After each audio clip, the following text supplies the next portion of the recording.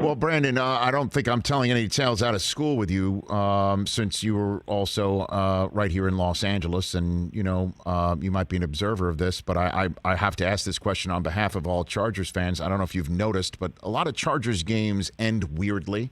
They're kind of weird. They kind of go sideways, and a lot of those times are because sometimes their coaches have some clock management issues or decisions that are made in the final 2 minutes. It's your first head coaching rodeo. How do you plan to game plan for stuff like that? Like, what's your preparation that you can put out on the table here that can maybe ease some of the Chargers fans' jangled nerves when the clock hits 2 minutes in a tight game for them?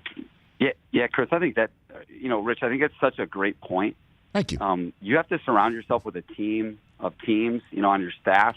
You have to have a line of communication that connects all three phases of the game, and then you have to have, you have to tie in your analytics and your coaching staff together. I think that what this movement in the last 5 to 7 years has kind of expressed is that it's really about decision making, and not that you're going to make a perfect decision, but that you can live with your decision making process. And there's so many decisions that happen quickly that you can actually be ahead of if you prepared for them during the week. You can kind of, those things. And I think that's where the NFL has really changed in the last 5 to 7 years. And I think us just having a very consistent and streamlined way of communicating on game day is a great place to start. And I think that our staff and our setup will represent that. And, as my first time as a head coach, Rich, that you don't do it alone. Mm-hmm. And that's why, leaning on the experiences of our coordinators, of our analytics personnel department, we just have to, put together a really, sharp setup and one that, doesn't just show up on game day, Rich. Yeah. It's a part of every day with the Chargers. It's set up like that. So, these things that happen aren't happening for the first time when it's live. Well, I guess, in that respect, like, do you game out analytics to the point where, like, let's say it's 4th and goal from the 8-yard line and you're down 8, and you choose to kick a field goal instead of allowing your quarterback to go for it on 4th and 8 against Tom Brady. I'm just throwing these things out there. Yes. Do you make the decision? Do you make that decision to kick the field goal, or do you go for it, Brandon Staley? What do you do? Well, number one, I love the creativity that you just kind of imagine that situation. I'm just plucking things out of the air. You know what I mean? I'm just plucking things.